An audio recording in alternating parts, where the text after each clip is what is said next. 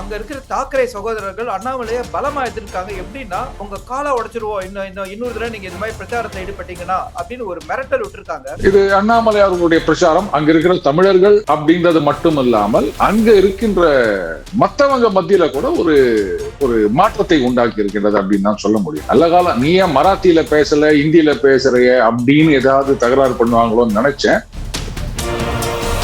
காலமா நான் பாக்குறேன் ஒரு சில நடிகர்கள் அவங்கள ஏதோ ரொம்ப தூக்கி வைக்கிற மாதிரி எனக்கு தோணுது. அதுல சிவகார்த்திகேயன் அவர்களும் ஒருவர்.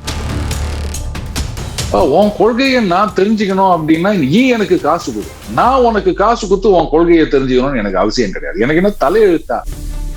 தாவேகா தலைவர் விஜய் சிபிஐ ஹெட் குவார்டர்ஸ் போயிருக்காரு டெல்லி விசாரணைக்கு 3 மணி நேரம் அப்படின்னு. ஐயோ பாவம், இந்த சிபிஐ அதிகாரிகள்லாம் என்ன ஆனாங்களோ தெரியல. நல்ல கவனிப்பு இருந்திருக்குமோ அந்த சிபிஐ அதிகாரிகளுக்கெல்லாம். ஐயோ பாவம், அவங்க வெளில வரும்போது எப்படி வந்தாங்களோ தெரியல.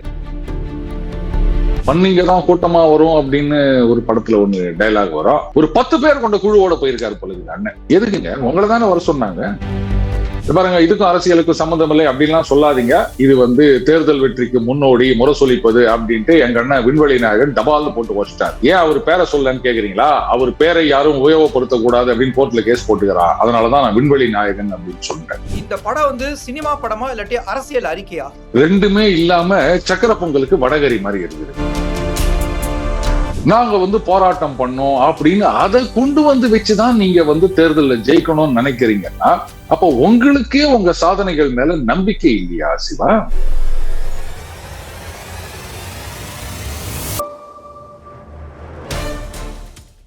வணக்கம் நேயர்களே, இன்று மீண்டும் நம்முடன் திரு டெய்லி பஞ்ச் அருண் அவர்கள் இணைந்திருக்கிறார்கள். அவங்களோட பேசுவோம் வாங்க.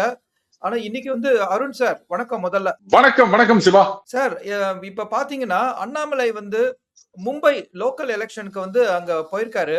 அங்க போய் அவர் ரொம்ப பிரமாதமா ஹிந்திலேயே அவரோட பிரச்சாரத்தை பண்ணிருக்காரு. அவருடைய பிரச்சாரம் அவ்வளவு முக்கியத்துவமா மும்பை நகர எலெக்ஷன்ல பார்க்கப்படுது, நமக்கு புரியுது. அதே சமயத்துல அவர் அண்ணாமலை ஹிந்தி பேசி பிரச்சாரம் பண்ற அந்த ஒரு விஷயத்துல அங்க இருக்கிற தாக்கரே சகோதரர்கள் அண்ணாமலையை பலமா எதிர்க்காங்க. எப்படின்னா, உங்க காலை உடைச்சிருவோம், இன்னொரு தடவை நீங்க இந்த மாதிரி பிரச்சாரத்துல ஈடுபட்டீங்கன்னா அப்படின்னு ஒரு மிரட்டல் விட்டுருக்காங்க. சோ தமிழ்நாட்டுல இருந்து ஒருத்தர் அங்க போய் பண்றத அவங்க காலை உடைச்சிருவோம்னு சொல்ற அளவுக்கு அவங்க எப்படி எதிர்க்கிறாங்க? நீங்க என்ன நினைக்கிறீங்க? ஏன் நம்ம அண்ணன் சீமான் அவர்கள், அதாவது மற்றவர்கள் இங்க வாழலாம், தமிழன் மட்டும் ஆளலாம் அப்படின்னு சொன்னவரே அங்க அதுவும் இந்த பஞ்சாயத்து எலெக்ஷன் அப்படின்னு தான் நினைக்கிறேன். அதுல போட்டியிட்ட ஒரு தமிழர் அவருக்கு ஆதரவு தெரிவித்திருந்தார். அதையும் நம்ம பார்க்கணும். இதுல இந்த தாக்கரே சகோதரர்கள் அந்த பிரிந்த குடும்பம் ஒன்று சேர்ந்து விட்டது, கட்சி தான் ஒண்ணு சேரல, அட்லீஸ்ட் குடும்பமாவது ஒண்ணு சேருது அப்படின்னு நினைச்சாங்க போல இருக்கு. பட் அது ஒன்றும் பிரயோஜனம் இல்லை. அவங்க என்ன சொல்றாங்கன்னா, அண்ணாமலை அவர்கள் சொன்னது மும்பை அப்படின்றது ஏதோ மகாராஷ்டிரத்துக்கு மட்டும் நினைக்காதீங்க, அது ஒரு இன்டர்நேஷனல் சிட்டி அப்படின்னு சொல்லியிருந்தாரு. இந்தியாவுடைய பினான்சியல் கேபிட்டல் அப்படின்னு நம்ம சொல்லுவோம் மும்பையை. ஆனா இத அப்படி ட்விஸ்ட் பண்ணிட்டு பாத்தீங்களா, மும்பை மகாராஷ்டிராவுக்கு கிடையாது அப்படின்னு சொல்லிட்டாரு. நீ நான் காலை வெட்டுவேன் அப்படி இப்படின்னு. இந்த மொழியை வைத்து அரசியல் செய்வது அப்படின்றது என்ன தமிழ்நாட்டுக்கு மட்டும்தான் இது சொந்தம் அப்படின்னு நினைக்கிறீங்களா? யார் ஒன்னா செய்வாங்க. அண்ட் இந்த மாதிரியான ஒரு வெறியை தூண்டிவிட்டு அரசியல் செய்வது அப்படின்றது சிவசேனா ஆரம்பத்திலேருந்து அப்படித்தான் அவங்க பெருசா வந்தது. ஒரு காலகட்டத்துல மும்பையில தமிழர்களுக்கு எதிரான ஒரு எதிர்ப்புணர்வும் அதிகமாக இருந்தது. அது என்ன காரணத்துக்கெல்லாம் நான் போக விரும்பல. பட் அந்த மாதிரி பாதிக்கப்பட்டார்கள். அதனுடைய ரெப்ரிகேஷன் வேற மாதிரி இருந்தது. இதாவது சினிமாலாம் கூட வந்திருக்கு. அது என்ன சொல்ல வந்தாங்க அப்படின்ற விஷயத்த சரியா புரிஞ்சுக்காம ஏதாவது ஒண்ணு பண்ணி பாத்தீங்களா, டேக்கிங் அவுட் ஆஃப் கான்டெக்ஸ்ட் எதையாவது ஒண்ணு பண்ணணும். Totally last there relevance and political standing. வேற என்ன பண்ண முடியும் தெரியல. அதனால இப்படி ஏதாவது பண்ணி தட்டி தூக்கலாமா அப்படின்னு நினைக்கிறாங்க. இது சுத்தமா வேலைக்கு ஆகாது. அடுத்தது இந்தியில பேசினார் அப்படின்னா கரெக்டுங்க, ஹிந்தி தெரியும் அப்படின்றதுனால அப்கோர்ஸ் அவர் ஹிந்தி பேசி நம்ம பார்த்தது இல்ல. இருந்தாலும் அவருக்கு ஹிந்தி தெரியும் அப்படின்ற குவாலிபிகேஷனாலேயே ஒருத்தர் ஃபர்ஸ்ட் டைம் எம்பியா இருந்தவர் டைரக்டா அப்படியே கேபினெட் மினிஸ்டர் ஆயிட்டாரு மத்தியில. அப்படி இருக்குச்சே இவர் அந்த சிவில் சர்வீஸ் ட்ரைனிங்ல ஹிந்தி எல்லாருக்கும் சொல்லி கொடுப்பாங்க. ஏன்னா they can be posted anywhere in India இல்லையா? அதனால மொழி தெரியாம இது பண்ணக்கூடாது அப்படின்ட்டு. உடனே யாரும் கேட்காதீங்க, அப்ப ஹிந்தி மட்டும் தான் கத்துக் கொடுக்குமா, மற்ற லாங்குவேஜ் கத்துக் கொடுக்கூடாது அப்படின்னா அது பாருங்க, அங்க ரேங்கிங் இருக்கு, எங்க போடுவாங்கன்னு தெரியாது. அண்ட் இங்கேயும் தமிழகத்துல பாத்தீங்கன்னா அதிகாரிகள் மற்ற மொழி பேசுபவர்கள் வந்தாங்கன்னா ஒரு குறிப்பிட்ட காலகட்டத்துக்குள்ள அவங்க வந்து தமிழ் கத்துக்கணும் அப்படின்றது ஒண்ணு இருக்கு. சோ எந்த மாநிலத்துக்கு போனாலும் அந்த மாநிலத்தின் மொழியை கற்றுக்கொள்கிறார்கள். சொல்ல போனா நம்ம தமிழகத்துல IPS அதிகாரிகள் ஏராளமான பேர் வந்து பீகார் மற்ற மாநிலங்களை சார்ந்தவங்களா இருக்காங்க. என்ன அழகா தமிழ் பேசுறாங்க, அவங்க தமிழ் கத்துக்கிட்டு தானே அவங்க பேசுறாங்க. அப்ப அவங்க எல்லாம் தமிழ் கத்துக்கலன்னு சொல்ல முடியாது. எந்த ஸ்டேட்டுக்கு போறீங்களோ அதை கத்துக்க போறாங்க. ஏன்னா எங்க போறோம்னு தெரியாது இல்லையா, அதனாலதான் ஹிந்தி மட்டும் சொல்லி கொடுக்கறாங்க தெரியாதவங்களுக்கு. இப்ப வந்து உணர்ச்சி பூர்வமான அரசியல் இதை வந்து சிவசேனா கரை கண்டவர்கள் ஏதாவது கிடைக்குமா அப்படின்னு ஒரு சாக்கு கண்டுபிடிச்சிருக்காங்க. இது அண்ணாமலை அவர்களுடைய பிரச்சாரம் அங்க இருக்கிற தமிழர்கள் அப்படின்றது மட்டும் இல்லாமல் அங்க இருக்கின்ற மத்தவங்க மத்தியில கூட ஒரு ஒரு மாற்றத்தை உண்டாக்கி இருக்கின்றது அப்படின்னு தான் சொல்ல முடியும். ஏன்னா ஒரு யங் அண்ட் டைனமிக் லீடர் அவங்க மொழியிலேயே பேசுறார். நல்ல காலம் நீ ஏன் மராத்தியில பேசல ஹிந்தியில பேசுறைய அப்படின்னு ஏதாவது தகராறு பண்ணுவாங்களோன்னு நினைச்சேன். அது பண்ணல. ஒருவேளை அதை மறந்துட்டாங்க போல இருக்கு. சிவா, அநேகமா இந்த வீடியோ பார்த்த உடனே நாளைக்கு தாக்கரே சகோதரர்கள் வந்து இந்த மாதிரி ஆரம்பிச்சாலும் ஆச்சரியப்படுறதுக்கு இல்ல.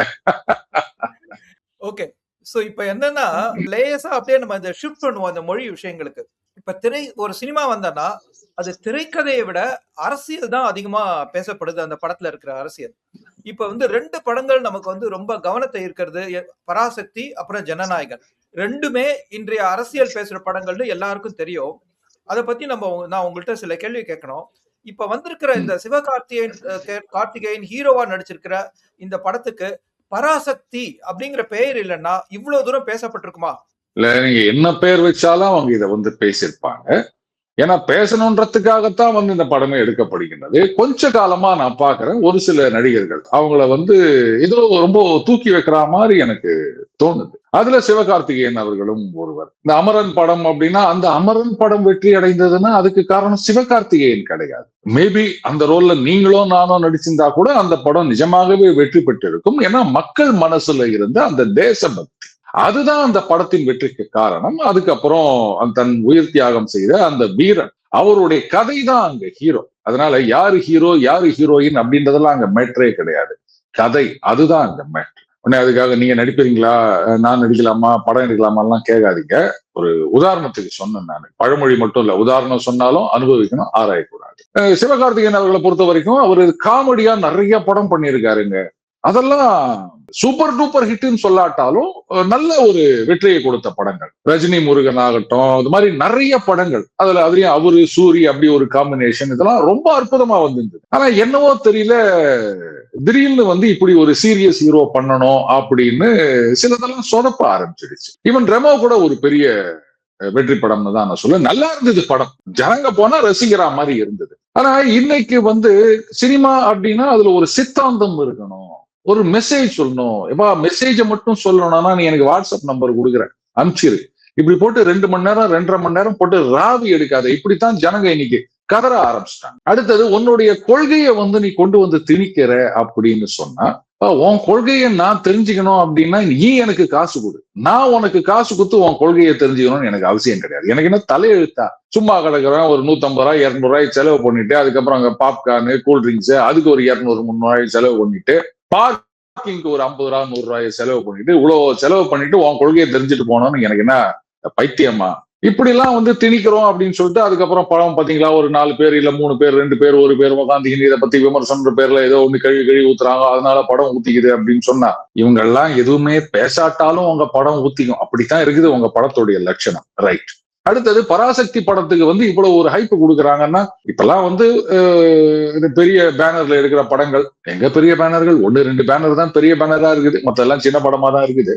அது யாருலாம் என்ன கேட்காதீங்க, பெரிய பேனர். அந்த படங்கள் எல்லாத்துக்குமே ஒரு ஹைப்பு, ஒரு கான்ட்ரவர்சி, இப்படி பண்ணாதான் படம் ஓடுன்ற மாதிரி இருக்கு. அந்த ப்ரமோ அப்படின்னு ஒண்ணு படம் எடுக்கிறதுல கிட்டத்தட்ட ஒரு 10% 20% எனக்கு சரியா தெரியல, ஹாலிவுட்ல அந்த மாதிரி நடக்கும். இப்ப அந்த மாதிரியும் இங்கே பண்ண ஆரம்பிச்சிட்டாங்க. ப்ரமோ அப்படின்னு எதுக்கு ப்ரமோ பண்ணணும்? சிவாஜி எம்ஜிஆர் படத்துக்கெல்லாம் அந்த காலத்துல கமல் ரஜினி படத்துக்கெல்லாம் இப்படி ப்ரமோ பண்ணி தான் ஓட்டினாங்களா? படம் ரிலீஸுக்கு வரும், அப்ப படத்தை பத்தி இந்த மாதிரி சோசியல் மீடியா ட்ரெய்லரு டீசரு இந்த போடலங்கா எதுவுமே கிடையாது. என்னைக்காவது ஒரு நாள் பத்திரிகையில செய்தி வரும், அதான் இன்னாருடன் இணைந்து இன்னார் தயாரிப்பில் இன்னார் டைரக்ட் பண்றார் அப்படின்னு இருக்கும், அவ்வளவுதான். அது கதையை பத்தியோ என்ன ஒன்னும் தெரியாது. திடீர்னு ஒரு நாள் பொங்கலுக்கு ரிலீஸ் ஆகிறது, தீபாவளிக்கு ரிலீஸ் ஆகிறது, இல்ல ஜூலை 18 ரிலீஸ் ஆகிறது அப்படின்வாங்க. தமிழ் பத்திரிகைகள்ல பெரும்பாலும் ஒரு குறிப்பிட்ட பத்திரிகையில வந்து ஒரு 1/2 பக்கத்துக்கு இல்ல ஒரு 1/4 பக்கத்துக்கு ஒரு விளம்பரம் வரும். அதுக்கப்புறம் தொடர்ந்து வந்து அந்த படத்தை பத்தின வெறும் விளம்பரம் மட்டும் தான் வந்துட்டு இருக்கு, வேற ஒண்ணும் வராது. பத்திரிகையில விமர்சனம் வரும், 1-2 பத்திரிகையில வரும், இவ்வளவுதான். அந்த படம்லாம் ஓடுன்னு ஓடலையா? இப்படி ப்ரமோ ப்ரமோ ப்ரமோ அப்படின்னு அந்த ஓட்டப்பந்தய வீரன் அப்படின்னு சொன்னா அவனே ஓடணுமே தவிர பின்னாடில இருந்து ஒருத்தர் குச்சி விட்டு குத்தின்னு ஓடு ஓடு ஓடு இப்படி எல்லாம் பண்ணா எங்க இருந்து கப்பு கிடைக்கும்? இப்படிதான் பண்ணிட்டு இருக்காங்க. ஆனா இந்த படத்துக்கு இந்தி எதிர்ப்பு அப்படின்னு ஒரு டேக் லைன் ஒண்ணு அட்டாச் பண்ணிக்கிறாங்க பாருங்க. ஆக்சுவலா நான் இந்த படத்தை அண்ணாமலை இஷ்யூயோட கனெக்ட் பண்ணது காரணமே அதான். இப்ப இந்த படம் ரொம்ப வெளிப்படையா இந்தி எதிர்ப்புக்கும் இந்தி திணிப்புக்கும் வித்தியாசப்படுத்துது. அதாவது இந்தி எதிர்ப்பு ஒண்ணு, இந்தி திணிப்பு ஒண்ணு. அப்பப்ப இந்த படத்துல இதை பத்தி சொல்றாங்க. நீங்க நேர்மையா சொல்லுங்க, இந்த படம் மட்டும் இல்ல, இப்ப ஜனநாயகன் படம் கூட இந்த திரைக்கதையை விட தலைப்பு அதிக வேலை செய்யுதுங்கிறது என்னுடைய சொந்த ஒப்பீனியன். அப்படி இருக்கட்டும், இப்ப இந்த படம் சினிமா படமா இல்லாட்டி அரசியல் அறிக்கையா? ரெண்டுமே இல்லாம சக்கர பொங்கலுக்கு வடகரி மாதிரி இருக்குதுங்க. அதாவது ஒரு சில படங்கள் சமீபத்துல ஊத்திட்டு போயிடுச்சு, அது முழுக்க முழுக்க சித்தாந்த ரீதியாக எடுக்கப்பட்ட படங்கள். இது கமர்ஷியல் சினிமாவாவும் இருக்கணும், அதே சமயத்துல அவங்க கொள்கைகள் சித்தாந்தங்கள் இதையும் கொடுக்கணும். பாருங்க, இதுக்கும் அரசியலுக்கும் சம்மந்தம் இல்லை அப்படின்லாம் சொல்லாதீங்க. இது தேர்தல் வெற்றிக்கு முன்னோடி முரசொலிப்பது அப்படின்ட்டு எங்க அண்ணன் விண்வெளி நாயகன் டபால்னு போட்டு வச்சிட்டார். ஏன் அவர் பேரை சொல்லன்னு கேக்குறீங்களா? அவர் பேரை யாரும் உபயோகப்படுத்தக்கூடாது அப்படின்னு கோர்ட்ல கேஸ் போட்டுக்கிறா. அதனாலதான் நான் விண்வெளி நாயகன் அப்படின்னு சொல்லிட்டேன். அதுக்கு யாரும் சொந்தம் கொண்டாட முடியாது பாருங்க. அண்ட் இதுல நிஜமாவே நான் பண்ண ஒரு விஷயம், ஸ்கூல்ல இங்கிலீஷ் எஸ்ஏ காம்படிஷன். நான் என்ன பண்ணியிருந்தேன், அந்த என்ன சொல்றது, கிளாஸ் டெஸ்ட்ல ஒரு சப்ஜெக்டா வந்திருந்தது அந்த பசுமாட்டு இது தென்னை மரத்தை பத்தின கட்டுரை. அன்னைக்கு எஸ்ஏ காம்படிஷனுக்கு அவங்க கொடுத்திருந்த தலைப்பு வில்லேஜ் லைஃப் அப்படின்னு. எங்க அப்பாவும் ஏதோ எழுதி கொடுத்தாரு, ஃபர்ஸ்ட் போயிருந்தாங்க. ஆனா அங்க போன உடனே 6வது படி டென்ஷன்ல மறந்து போயிடுச்சு. அதனால என்ன பண்றது, அந்த தென்னை மரத்தை பத்தி ஃபுல்லா எழுதிட்டு, இது ஜோக்கா சொன்னாலும் இது என் வாழ்க்கையில நிஜமா நடந்த விஷயம். தென்னை மரத்தை பத்தி ஃபுல்லா எழுதிட்டு, இந்த மாதிரி வில்லேஜ்ல தான் தென்னை என்னது coconut trees are available only in villages அப்படின்னு முடிச்சுட்டு வந்துட்டேன். அந்த மாதிரி இது ஒரு கமர்ஷியல் படம், ஒரு பழிவாங்கும் சப்ஜெக்ட். இதை வழக்கம் போல ஹீரோ என்னது முள்ள மாதிரி முடிச்சவுக்கி அப்படின்ற மாதிரி, அதுல ஒரு காதல், அந்த காதலுக்காக இந்த அதுல மொழி, அந்த மாதிரி விஷயங்கள். அதுல அப்பப்போ அந்த என்ன சொல்றது, அந்த மேல ஏதோ ஒண்ணு தூவாங்கல்ல, காராபுந்தி தயிர் வடைக்கு மேல, அந்த மாதிரி இந்தி எதிர்ப்பு, அந்த எரிப்பு அப்படி இப்படின்லாம் போட்டு வச்சிருக்காங்க. ஒண்ணு நீங்க இந்தி எதிர்ப்பு, இந்தி திணிப்பை பத்தி படம் எடுக்கிறதா இருந்தா அதை பத்தி ஃபுல் டீடைல்ஸ் எல்லாம் எடுத்திருந்தீங்கன்னா கூட அது ஒருவேளை சக்சஸ்ஃபுல்லா ஓடி இருந்திருக்கலாம். பாத்தீங்களா, இது ஒரு வரலாற்று பெட்டகம் அப்படின்னு சொல்லலாம். இப்படியும் அப்படியும் போட்டு ஒரு லவ் சப்ஜெக்ட், பழி வாங்குற சப்ஜெக்ட், அடிதடி சப்ஜெக்ட், அதுல கொண்டு போயிட்டு நடுநடுல அவர் இந்தி எதிர்ப்பு, இந்தி திணிப்பு அப்படின்லாம் பண்ணிட்டு போகும்போது இது என்ன மாதிரியான படம் அப்படின்னு தெரியாம ஒரு சில படங்கள்லாம் நல்லா இருந்திருக்கும், ஆனா சொதப்பி இருக்கும். மணிரத்னத்தோட உயிரே படம், அந்த படம் தனியா நீங்க பாத்தீங்கன்னா நல்லா இருக்கும் சிவா. சிக்கல் எங்க வந்துச்சுன்னா, ஜனங்கள்லாம் அந்த பம்பாய் படம் வந்தது பாருங்க, அந்த மாதிரி எதிர்பார்க்க ஆரம்பிச்சிட்டாங்க. இது அது கொஞ்சம் டைமெட்ரிக்கல் ஆப்போசிட்டா இருக்கும். அதனால அவங்க எதிர்பார்ப்பு ஒன்னா இருந்தது, ஆனா அது கிடைக்கல. ஏங்க நீங்க அதெல்லாம் விட்டுட்டு வாங்க, ஒவ்வொரு படத்தையும் தனித்தனியா பாருங்க. இதெல்லாம் பார்ட் 1 பார்ட் 2 அவர் எடுத்துருக்கிறாருன்னா கேட்கல, எல்லாம் பம்பாய் மாதிரி எதிர்பார்த்து போயிட்டு அந்த உயிரை சொதப்பிட்டு வந்துருச்சுங்க. சோ இந்த எதிர்பார்ப்பதை அது பூர்த்தி செய்யவில்லை. அடுத்தது எனக்கு மிகப்பெரிய கேள்வி என்னன்னா, இன்னைக்கு அதுல இருக்க விஷயங்களை சுட்டி காட்டி, பாத்தீங்களா, இன்னும் அவர் பெயரை சொன்னால் உங்களுக்கு பயம் எடுக்கிறது என்றால் அவர் தான் அப்படி இப்படின்னு சொல்லிட்டு இருக்காங்க. மோடி அரசாங்கம் எடுத்துக்காங்க, முதல்ல பாஜக ஆட்சிக்கு வருகின்றது, வாஜ்பாய் அவர்கள் பிரதமர் ஆகின்றார்.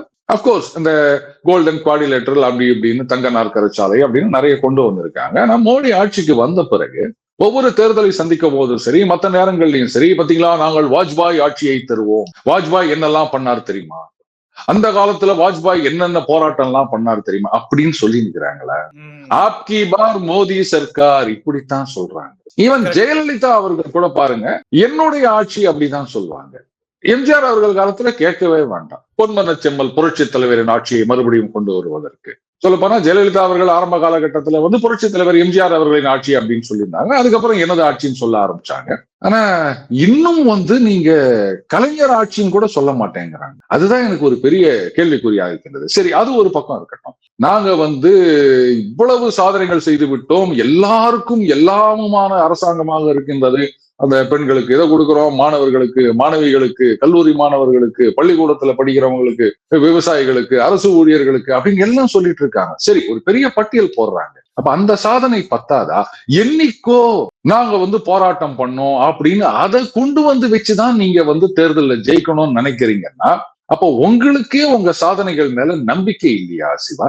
Good question sir. இப்ப பராசக்திங்கிற பெயரை கேட்டாலே நமக்கு வந்து சிவாஜி கணேசன், திராவிட இயக்கம், அந்த காலத்துல பராசக்திக்கான ஒரு தேவை வந்து இந்த கோவில் வந்து கொள்ளையரின் கூடாரமாகி விடக்கூடாது அப்படிங்கிற ஒரு பாரம்பரியத்துல வந்து அது வந்தது. இப்ப அதே அரசியல் உணர்வை இந்த மொழி பேஸ் பண்ண பராசக்தி படம் மீட்டெடுக்க முயற்சி பண்றதா, இல்லாட்டி இது வியாபாரமா பாக்குறதா அப்படின்னா நீங்க ஓரளவு சொல்லிட்டீங்க இது ஒரு வியாபாரமா தான் பாக்குறது அப்படின்ட்டு. அப்ப இது ஆனா இது ஒரு அரசியல் நோக்கத்தோட எடுக்கப்பட்ட படல அப்படின்னு நினைக்கிறீங்களா, பட்டதுன்னு நினைக்கிறீங்களா? அதுதான் விண்வெளி நாயகமே சொல்லிட்டாரு, முரசொலிப்பது தேர்தல் வெற்றிக்கு அப்படின்னு. முழுக்க முழுக்க அரசியல் நோக்கம் அப்படின்றது நல்லா தெரியுது. பட் அந்த நோக்கம் வந்து அன்பார்ச்சுனேட்லி தோல்வி அடைந்து விட்டது அப்படின்னு தான் நான் சொல்வேன். பாருங்க, இன்னைக்கு வந்து இந்தி எதிர்ப்பு, இந்தி திணிப்பு அப்படின்னு சொல்றீங்கன்னா அப்ப திருப்பி கேட்கதான் ஆரம்பிப்பாங்க. சரி, உங்க கட்சி தலைவர்கள் எத்தனை பேருடைய வாரிசுகள் வந்து இந்தி படிக்கிறாங்கன்னு நான் சொல்லவா? நீங்க நடத்துற பள்ளிகள்ல ஏன் இந்தி சொல்லி கொடுக்குறீங்க? இந்த ஒரே ஒரு வார்த்தை போதும், அவருக்கு இந்தி தெரியும், அதனால் அவர் எடுத்த உடனே கேபினெட் அமைச்சர் ஆனார்னு. இதுக்கு மேல வேற என்ன வேணும் சொல்லுங்க?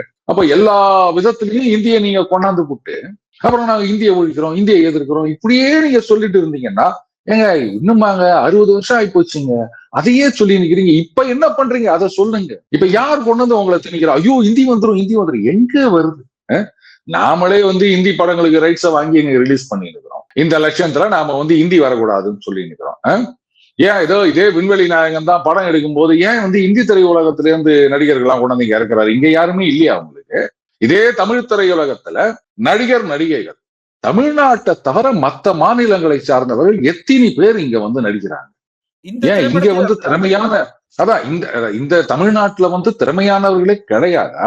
கேட்டா சொல்லுவாங்க கலைக்கு மொழி கிடையாது. யார் சொன்னா அப்படின்னு? கலைக்கு மொழி கிடையாது அப்படின்னா ஹேராம் மாதிரி ஒவ்வொருத்தரும் ஒவ்வொரு லாங்குவேஜ்ல பேசி படம் எடுப்பீங்களா? அந்த ஹிந்தி ஃபீல்டுல இருந்து கொண்டு வந்தவங்க அவங்களுக்கு தமிழ் தெரியாதுல்ல, அப்ப அவங்க ஹிந்திலேயே பேசட்டும். கேரளால இருந்து வரவங்க மலையாளத்துல பேசட்டும். அந்த ஆந்திரால இருந்து வந்த நடிகர் நடிகைகள் தெலுங்குல பேசட்டும். கலைக்குதான் மொழி கிடையாது இல்ல. சினிமாவும் ஒரு கலைன்னு தானே சொல்லி நிக்கிறீங்க. அப்ப அப்படியே படம் எடுத்துட்டு போவாங்க. இவங்களா அவங்க சொல்ல வேண்டியது கலைக்கு மொழி கிடையாது. யாரா சொன்னா? அதெல்லாம் தெரியாது, நாங்க அப்படி சொல்லிட்டோம். இப்படியே பண்ணிடுற கலைக்கு மொழி கிடையாது அப்படின்னா அதுல வந்து நீங்க மொழி பிரச்சனையை பத்தி நீங்க ஏன் பேச? கலைஞர்களுக்கும் மொழி கிடையாது. ஆமா, கரெக்ட். நீங்க ரொம்ப ரொம்ப தெளிவா வந்து உங்களுடைய வெளிப்படையான கருத்தை சொல்லிருக்கீங்க. ரொம்ப நன்றி. அதே சமயத்துல நம்ம இன்னொரு சைடை வந்து பார்க்கணும். அது வந்து தாவேகா கட்சி தலைவர் விஜய் இன்னைக்கு கூட அவர் வந்து ஒரு 3 மணி நேரம் சிபிஐ இன்கொயரியில இருந்திருக்காரு அந்த கரூர் சம்பவத்தை பத்தி. சோ ஆனா அதே சமயத்துல ஜனநாயகன் படம் அது வந்து இப்ப தாமதமா வருது. அதுவும் பொங்கலுக்கு ரிலீஸ் ஆயிருக்க வேண்டியதுதான். ரொம்ப அதிசயமா இந்த பொங்கலுக்கு ஒரே ஒரு படமா பராசக்தி மட்டும் வந்திருக்கு. ஒருவேளை இந்த ஜனநாயகன் படம் தாமதமானதுனால்தான் பராசக்தி படத்துக்கு இவ்வளவு கவனம் வருதா, இல்லாட்டி இந்த ஜனநாயகனும் பராசக்தியும் நேரடியா ஒரு போட்டியில இருந்தானா இந்த படம் நின்று இருக்குமா? ஜனநாயகன் வந்தாலும் சரி வராட்டாலும் சரி, பராசக்தி வந்தாலும் சரி வராட்டாலும் சரி, எந்த படமும் வந்து 100 நாள் அப்படின்றதெல்லாம் நினைச்சு கூட பார்க்க முடியாத விஷயம் ஆயிடுச்சு. இதே தமிழகத்துல ஒரே நடிகர் நடித்த 2 படங்கள் தீபாவளிக்குன்னு நினைக்கிறேன் ஒரே நாள்ல ரிலீஸ் ஆகி 2 படமும் நல்லா ஓடிச்சு. நீங்க வந்து அது இதுவாக ஒரே நடிகர் 2 படம் ரிலீஸ் ஆகுது. சிவாஜி கணேசன் படம் நினைக்கிறேன் ஒரே நாள்ல ரிலீஸ் ஆகுதுங்க. 2 படமும் ஓடுது. அதுக்கு என்ன சொல்றீங்க நீங்க? அப்படி ஓடின காலம் போயிட்டு இன்னைக்கு 100 நாள் ஏதாவது ஒரு படத்தை காமிக்க சொல்லுங்க. வேணும்ட்டானா கணக்கு காமிக்கிறதுக்காக ஏதோ ஒரு தியேட்டர்ல வந்து ஒரு மார்னிங் ஷோ மட்டும் போட்டு நஷ்டமானாலும் பரவாயில்ல அப்படின்னு கணக்கு காமிச்சாதான் உண்டு. அதனாலதான் இன்னைக்கு படம்லாம் ரிலீஸ் ஆன உடனே வெற்றிகரமான 3வது நாள், வெற்றிகரமான முதல் வாரம் அப்படின்னு முதல் நாளே போஸ்டர் வச்சு வச்சுக்கிறாங்க. இந்த லட்சத்துல இருக்குது. ஓடிடியே எவ்வளவு சீக்கிரம் கொடுக்குறாங்க அப்படின்னு பாத்துக்காங்களேன். அதனால இவங்க போட்டியா கிடையாது. படம் எடுத்தீங்கன்னா அது ஓடும். படமா எடுத்தீங்கன்னா படத்தை படமா பாருங்க எங்களுக்கு சொல்லும் போது படத்தை படமா எடுங்க நீங்க அப்படின்னு தான் நாங்க சொல்லுவோம். அதனால இது வந்ததுனால ஓடுதா வராததுனால ஓடுதா எப்படி இருந்தாலும் எதுவுமே ஓடுறது இல்லை சிவா, அதுதான் நிஜம். அடுத்தது நீங்க சொன்னீங்க தாவேகா தலைவர் விஜய் வந்து சிபிஐ ஹெட் குவார்டர்ஸ் போயிருக்காரு டெல்லி விசாரணைக்கு 3 மணி நேரம் அப்படின்னு. ஐயோ பாவம், அந்த சிபிஐ அதிகாரிகள்லாம் என்ன ஆனாங்களோ தெரியல. நல்ல கவனிப்பு இருந்திருக்குமோ அந்த சிபிஐ அதிகாரிகளுக்கெல்லாம். ஐயோ பாவம், அவங்க வெளில வரும்போது எப்படி வந்தாங்களோ தெரியல. தளபதி அவர்கள் பதிலாக பழுக்குன்னு கொடுத்திருப்பாருன்னு சொல்றேன். நீங்க வேற எதுவும் கற்பனை பண்ணிக்காதீங்க. ஆனா சிங்கம் சிங்கிளா தான் வரும், பன்னிங்க தான் கூட்டமா வரும் அப்படின்னு ஒரு படத்துல ஒண்ணு டைலாக் வரும். அது சும்மா ஏதோ சொல்லணுமே டைலாக் அப்படின்னு தோணுச்சு, நீங்க உடனே லிங்க் பண்ணிக்காதீங்க. ஒரு 10 பேர் கொண்ட குழுவோட போயிருக்காரு பொழுது அண்ணன். எதுக்குங்க? உங்களை தானே வர சொன்னாங்க, எதுக்கு மீதி 9 பேர்? ஹீரோங்க நீங்க, எதிரியோட குகையிலேயே நீங்க போய் சந்திச்சுட்டு வரணும். அப்படியே துப்பாக்கி வெடிகுண்டு இதோடெல்லாம் மால்ல இருப்பாங்க, அவங்களே நீங்க சிங்கிளா போயிட்டு உங்க கைய பின்னாடி கட்டி வச்சாலுமே அங்க எதிர்க்க இருக்க ஒரு பொண்ணு கண்ணாடி அந்த ஸ்பெக்ஸ்ல இருந்து அந்த கண்ணாடி உடைச்சு அதை தூக்கி போடும், அதை வச்சு நீங்க வந்து கயிறு அறுத்து எதிரிகள் எல்லாம் தும்சம் பண்றவரு. நீங்க போயிட்டு சிபிஐக்கு போனோம்னா ஒரு 10 பேரோட, அதுவும் தனி விமானத்துல. ஐயோ, என்னைக்குதான் இந்த கல்ச்சர் அவர் விட்டொழிக்க போறாரோ தெரியல. இது உங்களையும் கொஞ்சம் ஓவரா தெரியலையா? எங்க போனாலும் வந்து பிரைவேட் ஜெட்ல போனோம் அப்படின்னு. ஏன் நீங்க வந்து பிளைட்ல ஏறினீங்கன்னா அப்படின்னு உடனே அத்தனை பேரும் வந்து குவிஞ்சிருவாங்க, யாருக்கும் உட்கார இடம் கிடைக்காது அப்படின்னு ஏதாவது கனவா? நான் ஒண்ணு சொல்லிட்டா, ஒரு தடவை நான் கொச்சியில இருந்து திரும்பி வந்துட்டு இருக்கேன். அது வந்து ஒரு டே டைம் ஃபிளைட் தான். அப்போ ஒரு நடிகர், அவருடைய மனைவி, அவருடைய சிஸ்டர் இன்லா போல இருக்கு, மாமியார், 4 பேரும் வராங்க. அவரும் ஒரு ஃபேமஸான நடிகர் தான். ஒருத்தர் கூட சீந்தல சிவா. ஒண்ணு ஞாபகம் வச்சுக்கணும், பிளைட்ல ஏறிட்டாலே நமக்கு 2 கொம்பு முளைச்சிடும். இல்லையா, நான் பிளைட்ல வரேன் அப்படின்னு சொல்லிட்டு.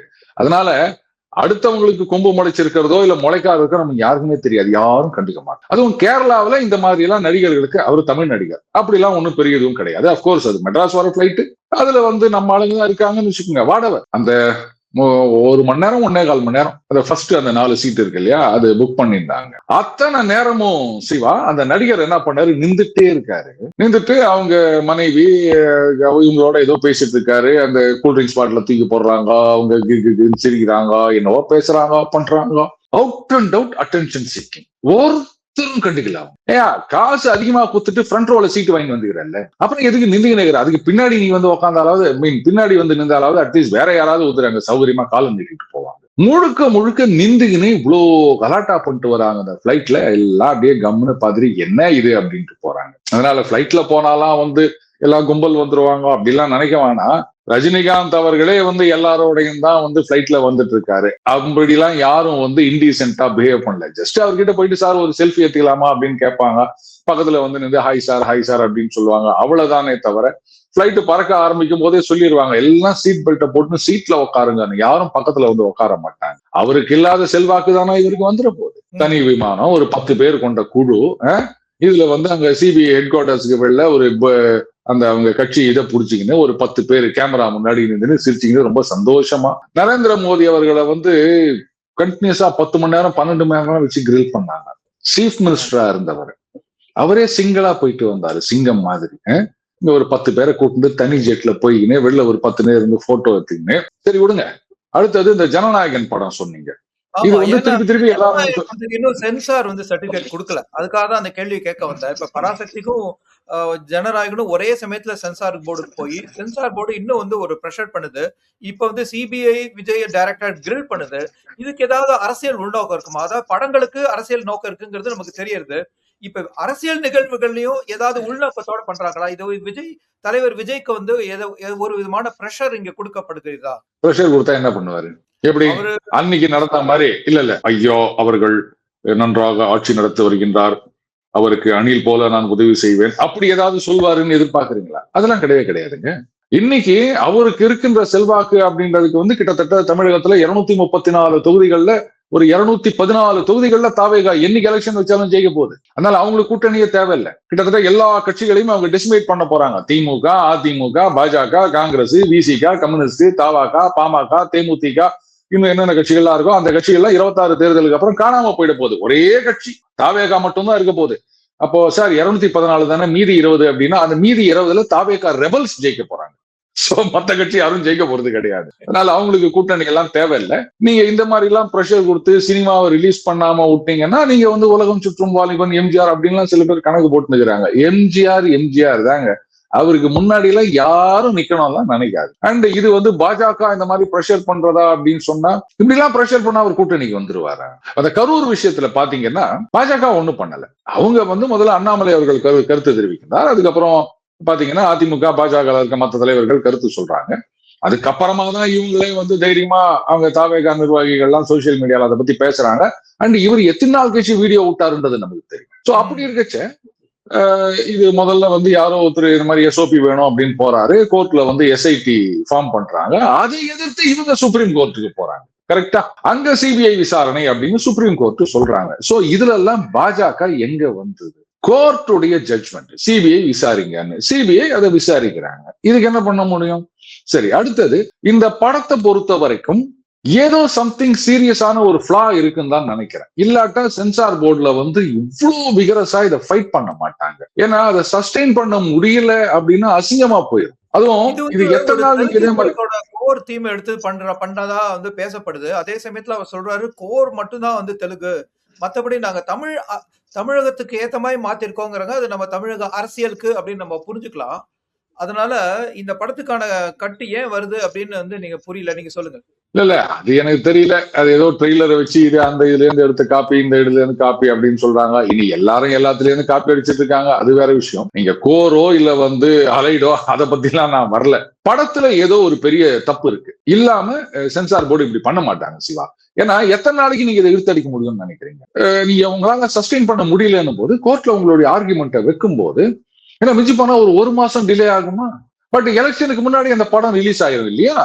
நீங்க அந்த ஃபிளாவை சுட்டி காட்டி இதனால தான் நாங்க சர்டிபிகேட் கொடுக்கல, ரிவ்யூ போறோம் அப்படின்னு உங்களால அதை எஸ்டாப்ளிஷ் பண்ண முடியலன்னா, அப்ப கோர்ட் வந்து இல்ல நீங்க ரிலீஸ் பண்ணணும்னு ஆர்டர்ஸ் கொடுத்துட்டாங்கன்னா எலெக்ஷனுக்கு முன்னாடி ரிலீஸ் ஆயிரும். அப்போ பாஜக தான் இதெல்லாம் பண்ணுதுன்ற மாதிரி அசிங்கமாவாதா? எங்க சொலிசிட்டர் ஜெனரல் வந்து அப்பியர் ஆறாரு, இது வந்து நீங்க ரிலீஸ் பண்ண டேட் கொடுத்தது தப்பு அப்படின்னு அவர் ஆர்கியூ பண்றாருன்னா, அப்ப அங்க ஏதோ மேட்ரு இல்லாமையா அவங்க வந்து இந்த மாதிரி ஆர்கியூ பண்ணுவாங்க? இல்ல சொலிசிட்டர் ஜெனரல் வந்து ரைட்டுங்க நீங்க சொல்லிட்டீங்களா அப்படின்னு உடனே போய் பண்ணிடுவாரா? என்ன ஏதுன்னு அவர் பார்க்க மாட்டாரு. ஒண்ணு இவங்களா வந்து இன்டென்ஷனலா ஏதாவது ஒரு ஃபிளா அப்படி ஏதாவது வச்சுட்டு, பாத்தீங்களா இந்த மாதிரி ஏதாவது தடை வந்ததுன்னா அதையே நம்ம ஒரு பெரிய இஷ்யூவா காமிச்சுக்கலாம். ஒருவேளை அவங்களுக்கே பயம் வந்துச்சோ படம் ஊத்திக்குமோ அப்படின்னு. ஏன்னா எல்லா படங்களும் வந்து 100 கோடி 200 கோடி 500 கோடின்னு சொல்றாங்களே தவிர அதுக்கப்புறமா தான் தெரியுது அது ஒண்ணுமே இல்லை அப்படின்னு. அதனால இது வேண்டாம் அப்படின்னு நினைச்சாங்களா? அண்ட் எலெக்ஷனுக்கு முன்னாடி இந்த படம் ஊத்திக்கிச்சின்னு சொன்னா அதுக்கப்புறம் கட்சியும் ஊத்திக்கும். ஏன்னா இவங்க சினிமா அனுப்பிதான கட்சி ஆரம்பிச்சிருக்காங்க. அப்படி ஏதாவது நடந்ததா? அப்படி இல்லைன்னா இவங்களுக்கே தெரியாம ஏதாவது ஒரு பெரிய தப்ப பண்ணிவிட்டு இப்ப மாட்டின் முடிக்கிறாங்களா? இது 2 பாசிபிலிட்டி தான் நான் பாக்குறேனே தவிர மற்றபடி பாஜக இல்ல வந்து யாரோ சில பேர் இவங்க வந்து நெருக்குதல் கொடுக்கிறார்கள், அழுத்தம் கொடுக்கிறார்கள், இதெல்லாம் சும்மா டுபாகூர் சிவா. இதெல்லாம் நான் கொஞ்சம் கூட ஏத்துக்கவே மாட்டேன். ஓகே. இப்ப நீங்க முதல்ல வந்து இப்ப ஹீரோ சிவகார்த்திகேயன் பத்தி ஒரு குறிப்பு சொன்னீங்க. அதை நான் திருப்பி டச் பண்ண விரும்புறேன்.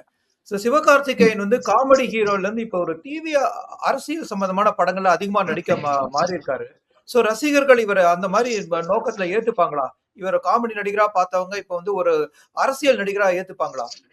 உங்க நினைப்பு என்ன? அதாவதுங்க, உதயநிதி ஸ்டாலின் அவர்கள் அவர் படம்லாம் வந்து அந்த ஒரு கல் ஒரு கண்ணாடி ஆகட்டும், அவரும் அந்த சந்தானம் காம்பினேஷன்லயும் ஒரு சில படங்கள் பண்ணிருப்பாங்க. அதுக்கப்புறம் கதிர்வேலன் காதலா, அது கூட ஓகே. அதெல்லாம் வந்து ஒரு ஜனரஞ்சகமான எல்லா தரப்பு.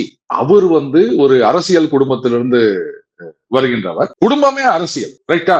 ஆனா அவர் படத்துல அரசியல் பண்ணதே கிடையாது. பாத்திருக்கீங்களா? சொல்ல போனா இந்த படம்னு நினைக்கிறேன் சூர்யாவோட கூட கடைசியில ஒரு சீன்ல, அந்த மாமன்னன் படத்துல, அதுக்கு நான் அப்புறம் வரேன். இந்த சூர்யாவோட கடைசி சீன்ல ஒரு சீன்ல வந்து தலை காமிச்சு போவார் உதயநிதி ஒரு படத்துல. அந்த வடிவேலு கூட இந்த கல்கட்டா ஏதோ சம்திங் ஒரு ஜட்ஜி வீட்டுல அது மாதிரி நடக்கிற மாதிரி ஒரு படம் அதுல. சோ அப்படி ஆரம்பிச்சவரு. அதுக்கப்புறம் அந்த சந்தானம் காம்பினேஷன்ல அவரு நடிச்ச படம் எல்லாம் பாத்தீங்கன்னா திருப்பி நான் பார்ப்பேன். அது அவ்வளவு நல்லா இருக்கும். அந்த மாமன்னன் அது வந்து அதை கூட நான் வந்து அரசியல் ரீதியான படம் அப்படின்னு நான் சொல்ல மாட்டேன். ஒரு பாதிக்கப்பட்ட ஒரு சமுதாயத்தின் வலியை வந்து அந்த டைரக்டர் வந்து எடுத்து காமிச்சிருக்கின்றார். அதை நான் தப்புன்னு சொல்ல மாட்டேன். சில பேர் சொல்றாங்க, என்னங்க திருப்பி நீங்க இந்த மாதிரி படம் எடுக்கிறீங்களா அப்படின்னு. ஏங்க இப்ப வந்து அதை சொன்னா சேனல்ல கட் ஆயிரும். அதனால ஜெர்மானியரை சார்ந்த ஒருவர், அவரால் பாதிக்கப்பட்டவர்கள், அதை பத்தி எத்தனை படம் எவ்வளவு நாள் வந்துட்டு இருக்கு. அந்த வார்த்தையை உபயோகப்படுத்த வேண்டாம். சோ அந்த மாதிரி பாதிக்கப்பட்டவர்கள் நாங்க வலிய சொல்றது தப்பு இல்ல. படம் நல்லா இருந்தா போய் பாரு, இல்லாட்டா நீ போய் பார்க்காத. அதையே வந்து நீ எடுக்காதன்னு நீ சொல்ற. இந்த மாதிரி வந்து ஆயிரக்கணக்கான கதைகள் இருக்கு. அதனால அதை வந்து தப்புன்னு நான் சொல்ல மாட்டேன். நல்லாவும் இருந்தது அந்த படம். அதுல நிறைய குறியீடுகள்லாம் வச்சிருந்தாரு. அது வந்து எனக்கு ரொம்ப பிடிச்சிருந்தது. ஏன்னா அவர் வந்து பன்னி வளர்ப்பார். பாத்திருக்கீங்களா உதயநிதி ஸ்டாலின் அவர்கள் அந்த படத்துல ஹீரோ? எதுக்காக பன்னி வளர்க்குறாங்கன்னு தெரியுமா? அதாவது ஆடு மாடு இதெல்லாம் வந்து பாலுக்காக வளர்க்கப்படுகின்றது, கோழி வந்து முட்டைக்காக வளர்க்கப்படுகின்றது. அண்ட் கோழியை வந்து அதுக்கப்புறம் அடிச்சு சாப்பிட்றதும் உண்டு, ஆடை வந்து அடிச்சு சாப்பிட்றதும் உண்டு. முதல்ல ஆடு குட்டி போடணும் பெருகணும் அப்படின்னு அதெல்லாம் டியூவல் யூஸ் அப்படின்னு சொல்லலாம். ஆனா பன்றி அப்படின்றது வந்து அந்த இறைச்சிக்காக மட்டுமே வளர்க்கப்படுது. அங்க அந்த மாமன்னன் அவர் போன்றவர்கள் எல்லாம் வந்து ஓட்டுக்காக மட்டுமே வந்து ஓட் பேங்கா வளர்த்து வருகின்றார்கள் அப்படின்றத ரொம்ப அழகா அவர் காமிச்சிருந்தார் அந்த டைரக்டர். ஓகே ஓகே So, நல்ல படம் அது, அதெல்லாம் நான் இல்லைன்னு சொல்ல மாட்டேன். அந்த மாமன்னன் தான் அது கொஞ்சம் அரசியல் சார்ந்த படம். ஆனா அது கூட நான் என்னை பொறுத்த வரைக்கும் நான் அரசியல்னு பார்க்க மாட்டேன். அது பாதிக்கப்பட்ட சமுதாயத்தின் வலியின் குரலின் ஏதாவது பிரதிபலிப்பா தான் நான் பாக்குறேன். ஆனா இங்க சந்தானம் எடுத்துக்கங்க, அவரும் வந்து காமெடியனா ஈவன் உதயநிதி ஸ்டாலின் அவர்களோட பண்ணதெல்லாம் செம்ம ஹிட்.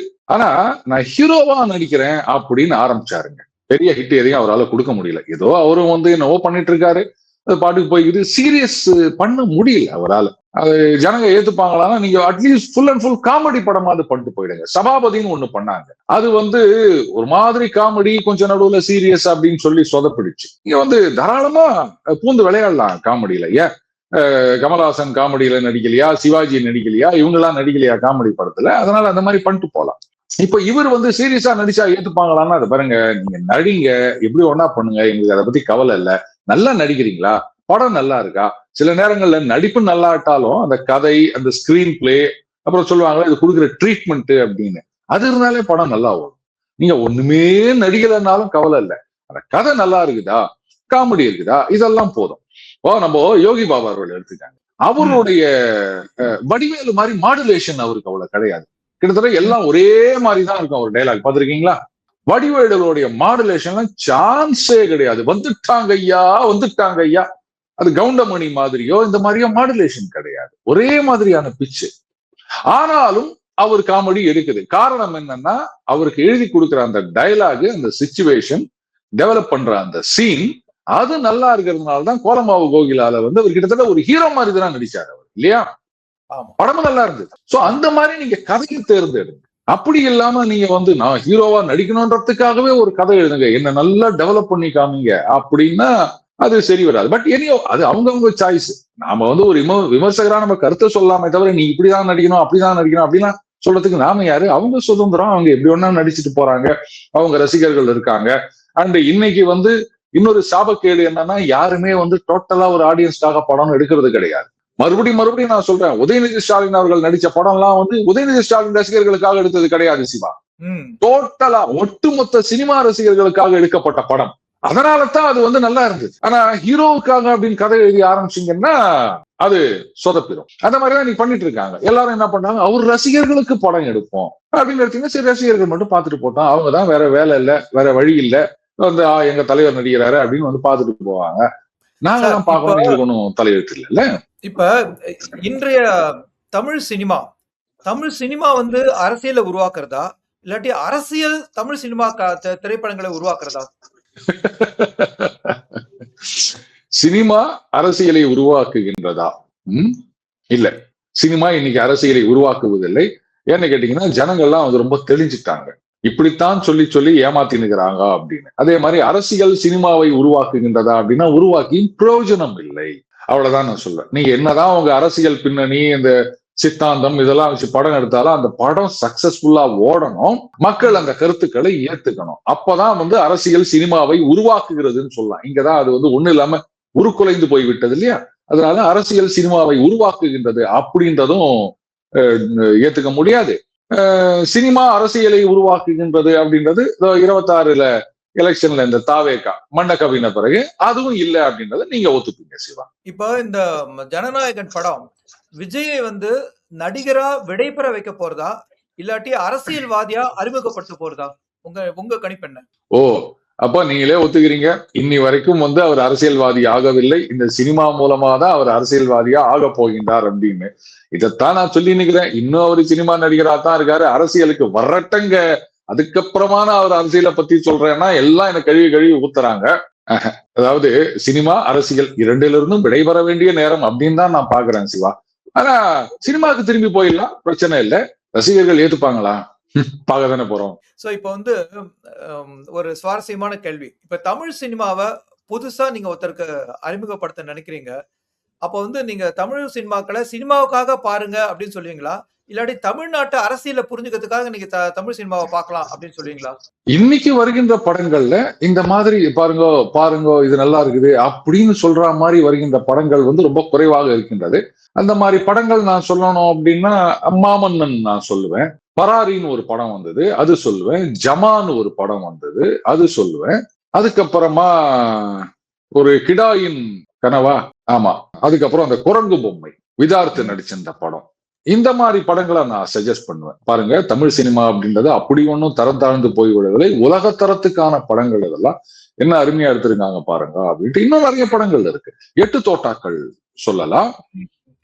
அதே ஹீரோ இன்னொரு பேர், அது ஜீவியா என்னன்னு எனக்கு தெரியல, அது வந்து ரொம்ப சிக்கலான ஒரு கான்செப்ட்ல ஒரு படம் எடுத்திருந்தார். அந்த படத்தையும் நான் சொல்வேன். இந்த மாதிரி நிறைய படங்கள் இருக்கு, டக்குன்னு நினைவுக்கு வரல அப்படின்னு வச்சுக்கோங்க. ஆனா சினிமாவை பாருங்க, இல்ல வந்து அரசியலுக்காக பாருங்கன்னா, அரசியலுக்காக அப்படின் போது உங்க சைடு மட்டும் தான் நீங்க காமிக்க போறீங்க. அப்ப அது முழுமையான அரசியலா இருக்காது இல்ல. இப்ப நான் ஒரு படம் எடுக்கிறேன் அப்படின்னா என்னோட அரசியல், என்னுடைய கொள்கை, நான் தான் ஹீரோ, இப்படிதான் நான் காமிப்பேனே தவிர உண்மையா என்னன்றதை நான் சொல்ல மாட்டேன். அதனால சினிமாவை வந்து யாரா இருந்தாலும் அரசியலை வந்து சினிமாவை பார்த்து தெரிஞ்சுக்க முடியாது. அப்படி சினிமாவை பார்த்து அரசியலுக்கு தெரிஞ்சீங்கன்னா அது ஒரு டுபாகோரா தான் இருக்கும். அப்படி சினிமாவால அரசியல் கத்துக்கினேன் அப்படின்னு சொன்னா அப்புறம் அவங்கள தற்கூரின்னு யாராவது சொன்னாங்கன்னா நான் தடுக்க மாட்டேன் Siva. Okay, very good very good sir. ரொம்ப சுவாரஸ்யமான உரையாடலுக்கு மிக்க நன்றி. நேயர்களே, என் சேனலுக்கு சப்ஸ்கிரைப் பண்ணி எங்களை ஆதரவு தெரியுங்கள். மிக்க நன்றி எங்களுடைய இணைந்து ஒரு நேரம் கேட்டதற்கு மிக்க நன்றி. வணக்கம் சார். நன்றி சிவா, வணக்கம்.